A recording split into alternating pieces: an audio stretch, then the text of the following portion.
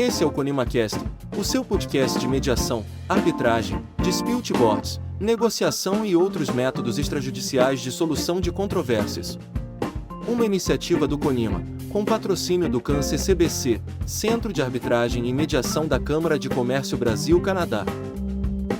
Olá, estamos aqui em mais um ConimaCast e a minha alegria hoje é compartilhar o palco com o Daniel Avelar. Não é um velho colega, é um novo colega, mas que para partirmos dentro da mesma emoção, que é levar o diferente ao que está estagnado, é fazer o diferente dentro do mercado que a gente já tinha outros caminhos para resolver, e como nós não temos o que inventar, a gente inventa uma forma diferente de levar o consensualismo dentro do contexto público. O Daniel terá a oportunidade de compartilhar conosco uma visão prática acerca do consensualismo no controle interno. E eu, Daniel, não me sinto na liberdade de apresentar você, que eu acho bem melhor que a própria pessoa fale dela, fale bem ou fale mal, não é a Camila que vai falar de você.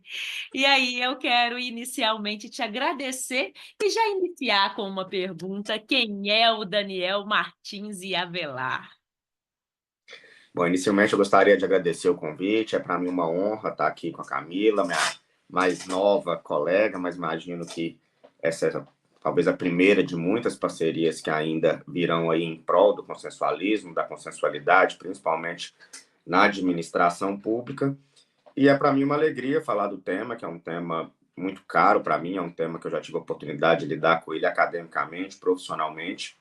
Então, enfim, é uma alegria e muito obrigado pelo convite. Espero que seja muito proveitosa a nossa conversa. E quem é o Daniel Martins Avelar? Gostei da primeira pergunta.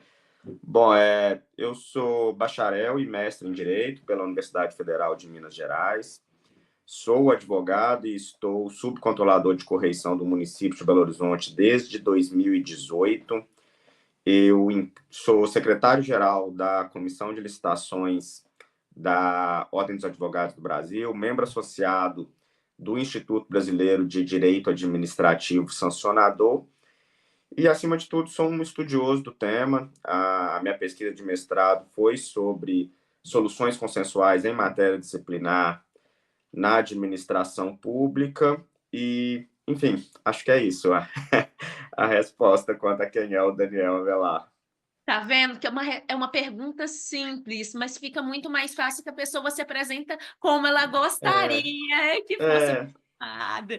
E já deu para ver que ele tem estrada dentro do nosso diálogo. E por falar em estrada, Daniel, conta para gente em que momento que foi seu encontro com o consensualismo. Sim, já tinha tido acesso a alguma coisa, né, nos meus estudos, desde a época da graduação, embora nós saibamos, né, Camila, que não é o foco das faculdades, né, das universidades. A gente, nas faculdades de Direito, infelizmente, na graduação, a gente aprende a litigar, né, a gente aprende muito pouco a negociar, a mediar, a resolver consensualmente controvérsias, mas já tinha tido algum acesso. Obviamente, já tinha tido acesso a soluções consensuais como advogado no Poder Judiciário, né? Que eu acho que está anos-luz na frente da administração nisso, já percebeu há bastante tempo que as soluções consensuais tendem a ser mais eficazes do que as soluções imperativas, mas talvez o momento chave assim, tenha sido em 2018, quando eu assumi a posição de subcontrolador de correição do município de Belo Horizonte, e tive que coordenar o projeto de atualização do regime disciplinar dos servidores públicos municipais, em que nós aprovamos uma lei, que é a Lei 11.300 de 2021, e nesta lei a gente criou um capítulo específico sobre o exercício consensual do poder disciplinar e ampliou as formas de resolução de conflitos de forma consensual que já havia na lei. A lei até já tinha uma hipótese, que era uma hipótese de termo de ajustamento de conduta, que se chama SUSPAD. A gente ampliou para colocar mediação, acordo substitutivo, outras espécies de termo de ajustamento. Essa lei está em vigor desde 2021, desde então a gente tem compilado dados, né, dessas novas formas, a gente foi premiado no ano de 2023 por esse projeto, ficamos em primeiro lugar nacional de boas práticas correcionais, justamente com o projeto de ampliação dos instrumentos consensuais de resolução de controvérsias disciplinares. E em 2022 eu ingressei no mestrado com um projeto de pesquisa justamente sobre o tema, fiz a minha dissertação sobre o tema e ela veio a ser publicada como livro, que é o livro Poder Disciplinar entre a Sanção e o Consenso, né, que a gente vai tratar justamente isso mesmo. Já tive a oportunidade de presentear com um exemplar. Enfim, eu diria que o meu foco de atuação em matéria de consensualidade, o consensualismo hoje é em matéria disciplinar. Pessoal, inicialmente eu não posso deixar de parabenizar o Daniel por estar à frente aí da premiação do ano de 2023 sobre as boas práticas correcionais, porque realmente foi a coragem dele e da equipe de fazer diferente que concedeu essa premiação e esse destaque no Brasil todo. E também não posso deixar de parabenizar em público sobre a belíssima obra que tem muito a ver com a temática que nós estamos aqui conversando hoje. O Daniel, quem tiver oportunidade, não deixem de apreciar a obra dele falando sobre o poder disciplinar entre a sanção e o consenso, que é o foco nosso dentro da nossa conversa.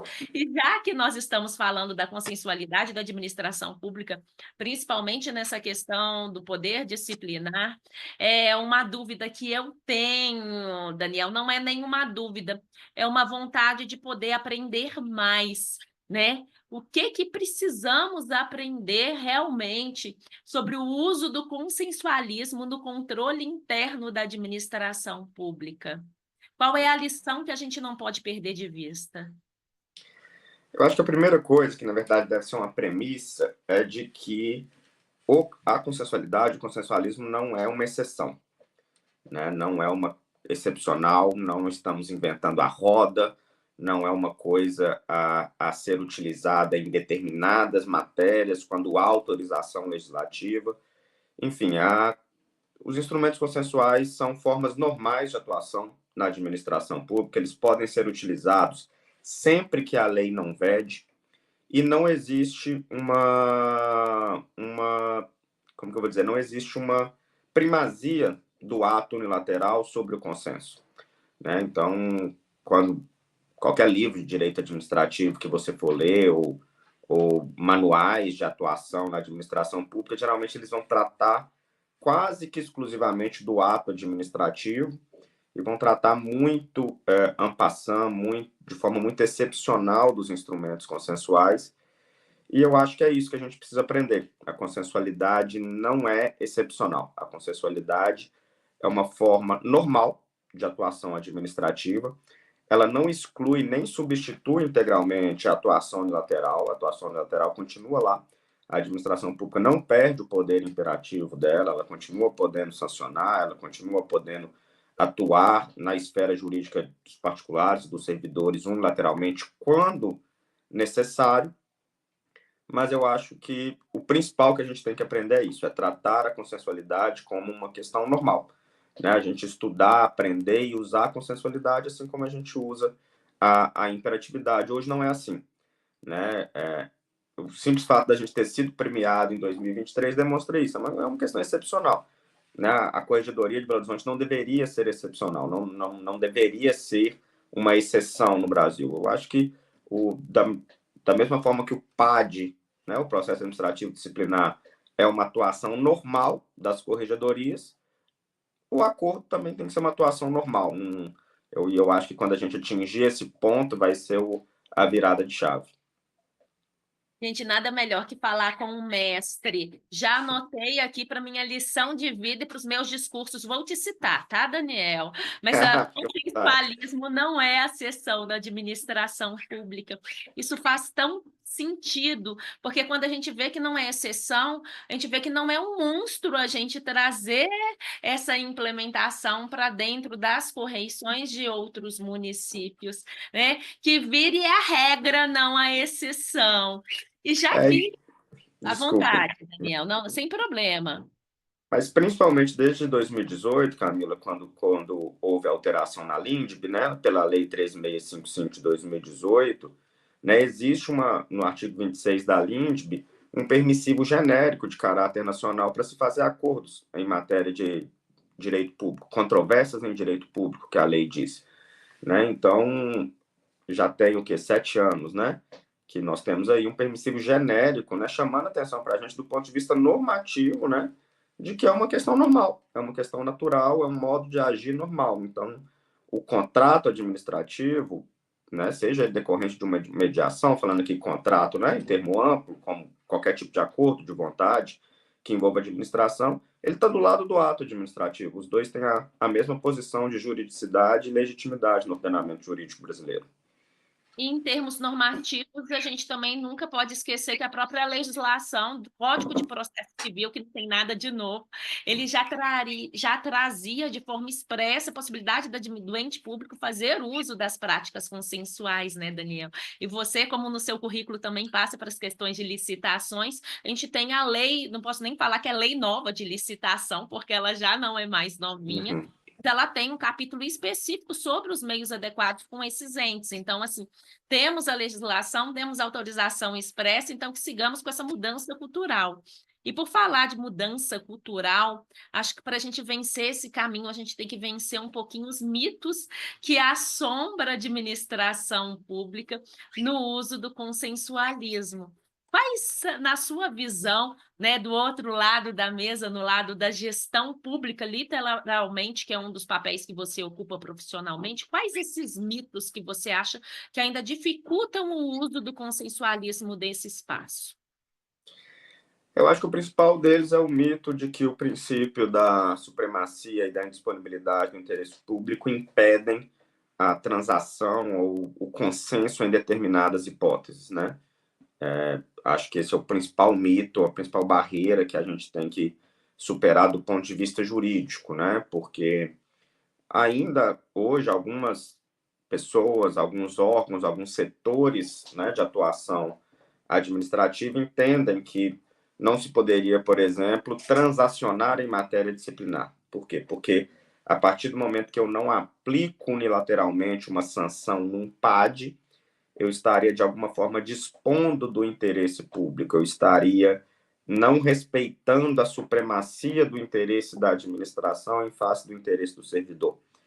Por exemplo, não estou a dizer que esses princípios em si sejam mitos, né? Mas eu não acho que exista uma relação necessária entre, a partir do momento que eu transaciono, eu estou dispondo do interesse público. Muito pelo contrário, né?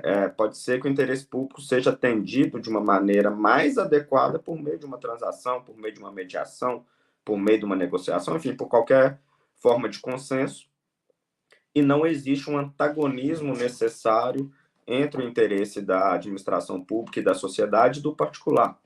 Então, eu posso atender ao interesse público na medida em que eu atendo, considero o interesse do servidor. Né? Eu dou um exemplo no meu livro, que eu acho muito interessante, que é, né, do servidor sendo acusado de qualquer demanda, mas que se propõe a melhorar, né? E, ao mesmo tempo, eu não tenho um concurso válido para substituir aquele servidor que está atuando, talvez, numa área de ponta da saúde.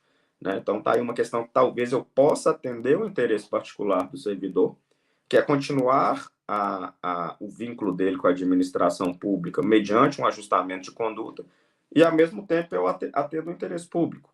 Né? Por quê? Porque o serviço público vai continuar. Né? Eu não vou precisar substituir aquele servidor. Então, enfim, acho que a consideração do interesse particular não necessariamente afronta ou caracteriza qualquer tipo de disposição do interesse público. Eu diria que esse é o principal mito aí que a gente tem que enfrentar. Daniel, e diante da sua belíssima fala, fica para mim que o transacionar, né, em matéria disciplinar não significa que a gente está partindo do ponto de proteger uma parte da relação. Pelo contrário, a gente está dentro de um cenário de ganha-ganha, em que a gente deixa, eventualmente, de utilizar uma medida de sanção punitiva, mas para agregar dentro da necessidade da gestão pública com aquele servidor, se fizer sentido, né, dentro dessa concepção que a mediação não é um cenário para... A pessoa normalmente acha que a mediação vai todo mundo se abraçar, todo mundo ficar Virar feliz, amigos para sempre. virar amigos para sempre, e pelo que eu vejo aqui, não é necessariamente isso, mas a gente resolver o conflito de forma saudável, né? Isso, e repito, de uma forma que atenda ao interesse público, né? Sim. Não há uma contraposição necessária entre o consenso e o interesse público, né? Eu admito que existem casos em que o interesse público somente poderá ser satisfeito com uma sanção de demissão. Existem casos, né? Mas não há uma relação necessária entre aplicação de sanção e interesse público, né? Só o caso concreto é que vai dizer. Gente, eu já estou adorando ter o Daniel aqui com a gente. E Daniel, Também sou. te sugando um pouquinho mais, porque esse momento você tinha autonomia para falar assim, não quero participar. A partir do momento que está participando, Já estou aqui. já está aqui. A gente quer saber se há algum ponto, né, que eu acredito que sim, que os institutos dos meios consensuais, a mediação, por exemplo, pode ser aprimorada para conquistar, para ganhar mais espaço como forma de solução de conflitos nesse contexto do controle interno. Eu resumiria em conhecimento e capacitação, né? Como eu disse anteriormente, nós administrativistas não somos treinados para negociar, não somos treinados para mediar, em regra, né? Então, os gestores estão mais adaptados a uma atuação unilateral, imperativa, principalmente em matéria de controle, né? Eu acho que de todos os setores da administração pública, onde se encontra mais resistência para o consenso é no controle, né? Porque o controle foi estruturado, né, sob a forma de atuação unilateral, geralmente sancionatória, de responsabilização dos agentes públicos e privados. Então, eu acho que conhecer, né, estudar o tema, ter capacitações, enfim, trazer essa ciência e essa dogmática para dentro da administração pública em termos de consensualidade. E o segundo ponto é a segurança jurídica. Tem que dar segurança jurídica para o gestor. O gestor não pode ficar com medo de fazer acordos. O gestor não pode ficar com medo da consensualidade. Eu prefiro punir aqui, porque aí, eventualmente, se eu adotar um método adequado de solução de conflito, nem falo só apenas em corregedoria, mas, como a Camila disse, em matéria de licitações e contratos, eu vou punir essa empresa, vou rescindir esse contrato, porque se eu não punir, não rescindir, o Tribunal de Contas vai vir depois, vai falar que eu fui leniente, né, que eu passei a mão na dessa empresa, eu vou proteger o meu, né? Que vai entrar a questão da política do medo, do direito administrativo do medo, do apagão das canetas. Então, eu acho que a gente tem que evoluir nesses dois pontos, né? Primeiro, conhecimento e capacitação. E segundo, segurança jurídica, né? A pessoa tem que estar confortável para adotar aquela solução, né? Sabendo que ela não vai ser questionada posteriormente por conta disso. Perfeito, difusão sempre, né, Daniel? Nunca é demais. E diz pra gente agora, curiosidade de verdade, quais os maiores desafios o Daniel Avelar já enfrentou nessa jornada dele em relação ao consensualismo no controle interno? Eu acho que a primeira é a descrença dos gestores, que, por dois motivos, eles, primeiro, tendem a se proteger, né? Adotar a visão mais clássica, adotar a solução mais clássica, né? Que no caso da corregedoria vai ser a abertura de um PAD, a aplicação de uma sanção, é a forma como as corregedorias sempre agiram. Então é um problema mais de cultura organizacional, um desafio de cultura organizacional. E o segundo ponto mais pragmático, e que demanda muita capacitação, que é a questão do processo de mediação ou de negociação. né? Porque também a visão que nós temos de processo no Brasil é o processo em contraditório, né? Que é o processo de ataque contra a defesa, acusação contra a defesa, a administração pública acusando, o servidor se defendendo, a empresa se defendendo, né? No caso de licitações, contratos, que vai ser praticamente uma pessoa repetindo do início ao fim que você fez alguma coisa e você repetindo do início ao fim que você não fez aquela coisa. E o diálogo não se instaura. E o processo de negociação e mediação não é assim, né? Então, o processo de mediação não é de acusação contra a defesa e nós temos que estruturar e operacionalizar processos que não sejam estruturados nessa lógica, até para que a solução seja justa, né? Eu costumo dizer que, às vezes, o acordo não é um consenso verdadeiro. Por quê? Porque, às vezes, a administração pública propõe um acordo que já está pronto. E é isso ou é nada, né? Então, aqui, ó, ou você assina esse acordo comigo, amanhã eu vou instaurar um processo contra você. Isso não é consenso. Por quê? Porque não teve o devido processo de negociação ou o devido processo de mediação. E, para mim, o devido processo de negociação ou de mediação é aquele em que as partes interessadas têm a possibilidade de influenciar no acordo, né? Se o acordo ele é de adesão, se o acordo já está pronto, no fundo, ele é um ato travestido de acordo. É um ato unilateral travestido de acordo e não atinge, né, os objetivos pedagógicos de mudança comportamental que um acordo verdadeiro poderia vir a trazer. E não é fácil estruturar esses processos, eles são demorados, né, eles envolvem proposta, contraproposta, né, conversas, diálogos, e o atalho tende a chegar numa solução que não é a mais adequada. Então, fala-se muito do problema do inocente, né? Que é aquela pessoa que é compelida a assinar um acordo, mesmo embora ela não concorde com aquele acordo, porque ela está ameaçada de um processo que vai ser muito pior, né? Então, o devido processo de negociação e mediação, ele deve ser estruturado e operacionalizado para evitar esse tipo de problema. Gente, que lição. Acabei de aprender com o Daniel. Outra que tô anotando, Daniel, e não é mentira, não. Aqui é meu bloquinho. Que o acordo nem sempre é um consenso verdadeiro. E quantas vezes a gente vê esse cenário, tanto no cenário público quanto no privado também. As pessoas têm a falsa ilusão que estão praticando um meio consensual, mas chega lá já aquela questão pro forma de adesão. Se eu vou aderir, né? E ao contrário, a gente deve buscar algo para ser co-construído pelas partes. Gente, Daniel já trouxe para a gente aqui os desafios que ele construiu, os maiores desafios, as vantagens, desvantagens da questão do consensualismo nesse cenário. E agora a gente quer abusar mais um pouquinho da boa vontade dele. A gente quer uma dica. Ele traz para a gente a questão que acontece no município de Belo Horizonte, no estado de Minas Gerais, uma capital, que ele pode dizer para a gente quantos milhares de servidores que podem utilizar desse procedimento ou não. Mas o que a gente quer saber é se tem alguma dica para indicação da mediação como solução de conflitos no contexto do controle interno de outros municípios.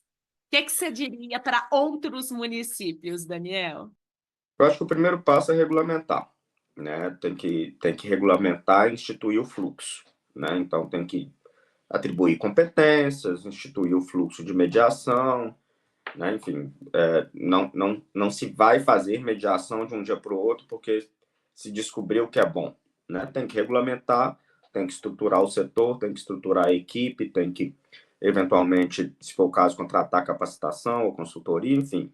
Não se vai resolver de um dia para o outro só porque se quer fazer isso, né? E, nesse sentido, para regulamentar, a gente desenvolveu um trabalho muito interessante na rede de corregedorias, que é como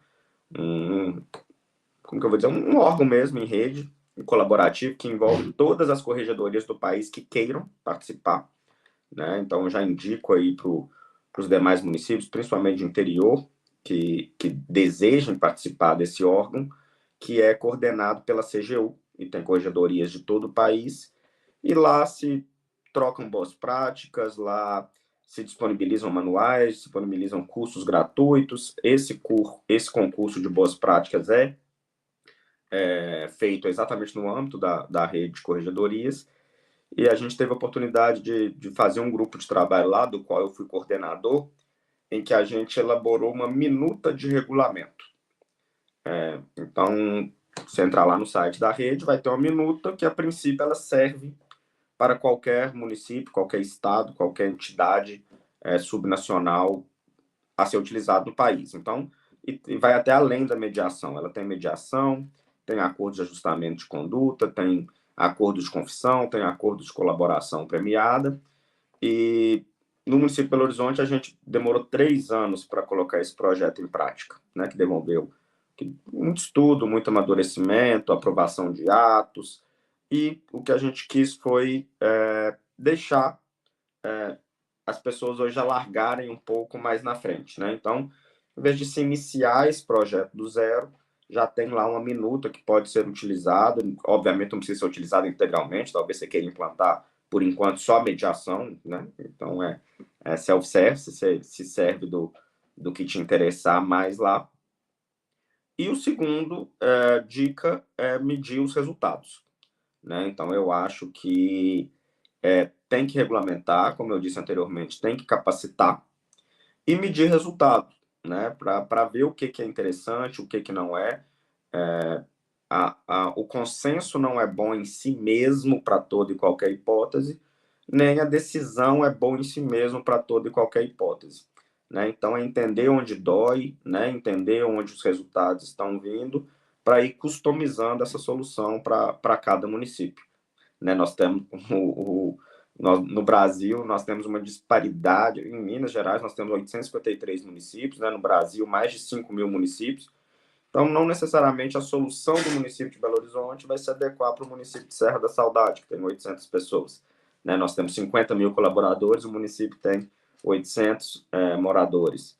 Então, eu acho que, enfim, resumindo, regulamentar, capacitar e instituir medindo resultados. Pessoal, com essa, se eu fosse vocês que estão na frente do município na área de controle, anota a dica, que sem dúvida nenhuma é importantíssima. E eu gosto muito, Daniel, quando você fecha a sua fala falando da importância de medir resultado. Ente público, quando eu falo assim, não quer dizer que é questão de inovar, mas quando aprimora por caminhos que não são tradicionais, eu acho que o medir o resultado dá uma segurança para que continue desenvolvendo o trabalho e para que quem está na dúvida vai também, porque você fica na dúvida, olha, será que realmente valeu a pena? E a partir do momento que você tem um diagnóstico interno ali feito, você verifica qual é a diferença. E a Prefeitura de Belo Horizonte, eu já passo a dica, tá, gente? Tem resultados maravilhosos em termos de tempo, em relação de resultados positivos da implementação da consensualidade. Bom, Daniel, agora eu quero respostas rápidas em relação à sua visão do mercado como bom gestor, chapéu de gestor, chapéu de advogado, a gente abusa da boa vontade de todo. E na sua visão, nós vamos de mediação ou procedimento com determinação punitiva na área do controle interno? A minha resposta depende, né? Como eu disse, a mediação não se propõe a substituir o processo punitivo, né? Existem algumas hipóteses em que a mediação é mais adequada. Por exemplo, conflito interpessoal entre servidores ou entre servidores e munícipes. A mediação tende a ser mais adequada. Existem outras hipóteses, como eu disse, que apenas a demissão vai se resolver, então, portanto, apenas o processo punitivo. Então, acho que é mais utilizar as medidas para as hipóteses mais adequadas. Então, a resposta depende. Bom advogado com conteúdo, no depende, ele sai com maestria. Isso. Mediação gerida pelo próprio município ou por instituição externa? Eu acho que é indiferente desde que haja capacitação. O importante é que os mediadores sejam capacitados. Aí vai depender de uma decisão discricionária do município, vai depender do porte dele, da capacidade que ele tem. Se ele vai investir na capacitação e montar um setor um núcleo de mediação, uma câmara de mediação, ou se ele vai contratar. Acho que é discricionário. O importante é que sejam capacitados, né? A mediação não é uma conversa de bar. Eu não vou começar a fazer mediação amanhã, do nada designo um servidor que nunca fez mediação para fazer mediação. Então, havendo capacitação, eu acho que as duas formas tendem a se mostrar eficazes. Daniel, pela sua experiência até o momento, procedimento gerido presencialmente, a mediação presencial ou negociação, virtualmente ou híbrida? O que é que você já percebeu nesse cenário? Eu acho que a híbrida é a melhor hipótese, porque existem bônus e ônus na virtual e bônus e ônus na presencial. Vou dar um exemplo. Na presencial, o diálogo tende a ser mais efetivo, né? As trocas são mais efetivas, a oralidade, a presença é muito importante. Por outro lado, na virtual, a adesão é maior, né? Porque a pessoa não precisa gastar tempo com deslocamento, recurso com deslocamento, né? Então, a gente tem uma adesão maior nas medidas virtuais. Então, podendo conciliar, talvez, né, a primeira reunião presencial, para que o início do diálogo seja mais efetivo, e daí para frente virtual, algo nesse sentido eu acho que é mais eficaz. Daniel, essa eu quero aprender com você. Como convencer um servidor a participar do procedimento de mediação? Eu responderia ao contrário. Como não convencer um servidor? Ameaça. É o que eu acho que nunca deve ser feito. Então, se você não mediar, vai ser muito pior no PAD. Esse é o pior caminho de todos. Se você não fizer um acordo comigo, vai ser pior para você, né? Então, nunca fazer na base da ameaça. Eu acho que é conhecimento, né? Então, é o servidor entender quais são as hipóteses que ele tem, quais são as opções que ele tem, né? E as vantagens e as desvantagens de cada uma e decidir livremente, né? A livre manifestação de vontade. Não, nesse caso aqui eu não tenho interesse de mediar, eu quero me defender, porque eu acho que está incorreto o que aconteceu, eu quero me defender, enfim, é um direito seu, né? Então ele tem que entender as potencialidades da solução consensual e eventuais prejuízos de um processo administrativo sancionador para que ele possa livremente escolher entre uma hipótese ou outra. Bom, partindo do ponto que nós já trouxemos a questão de o que não deve ser feito para trazer o servidor para um procedimento de mediação. O importante, Daniel, seria agora a gente pensar do outro lado da moeda, né? Como convencer a um gestor público que a mediação pode ser um método mais adequado nesse cenário de conflitos com servidores. O primeiro ponto é dar segurança jurídica para ele, né? Então, deixar ele à vontade para decidir aquela matéria para uma mediação, sem um medo de que isso se volte contra ele no futuro. Eu acho que o primeiro passo para isso é regulamentar, né? Se ele tem um regulamento aprovado, dando aquela opção para ele, ele vai ter mais segurança jurídica. E o segundo são números, né? Eu acho que com números você consegue demonstrar para o gestor que talvez a mediação para aquela hipótese traga muito mais resultados do que um processo sancionador. Então, segurança jurídica e eficácia. Bom, gente, eu já estou caminhando para o fim aqui com o Daniel, com gostinho de quero mais.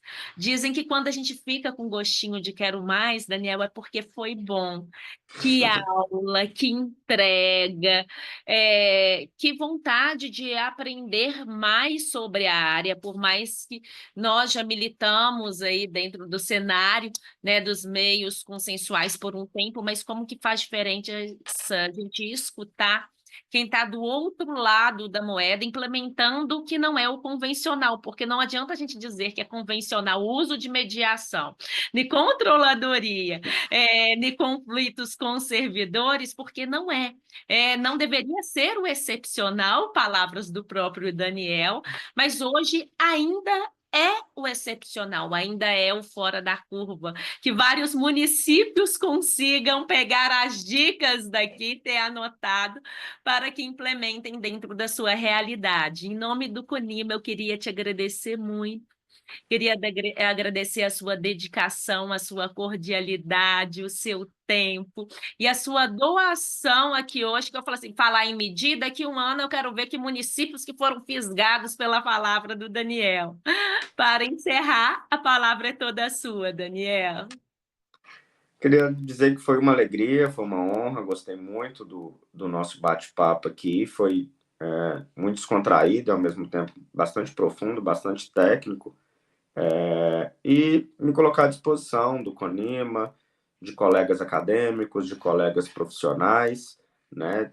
Estamos aí, né, Camila, nosso time, eu, você e todos que acreditam na consensualidade ou no consensualismo, aí em parceria, né, em diálogo para implementar isso cada vez mais e, né, acredito que meu contato será divulgado aí também com o podcast, eu fico à disposição, estou, na verdade, mais do que à disposição, né, no desejo de ajudar quem tiver interesse na matéria. Pessoal, muito obrigada por ter nos acompanhado até aqui. Reforço a dica, tá? Entre a sanção e o consenso. E um abraço a todos vocês. Muito obrigada. E este foi mais um ConimaCast, uma iniciativa do Conselho Nacional das Instituições de Mediação e Arbitragem, com o patrocínio do CAN-CCBC, Centro de Arbitragem e Mediação da Câmara de Comércio Brasil-Canadá. Entre em contato através das nossas redes sociais, Instagram, Facebook, LinkedIn e YouTube. Ou mesmo através do WhatsApp, disponível no site do CONIMA, www.conima.org.br. Nos encontramos no próximo episódio.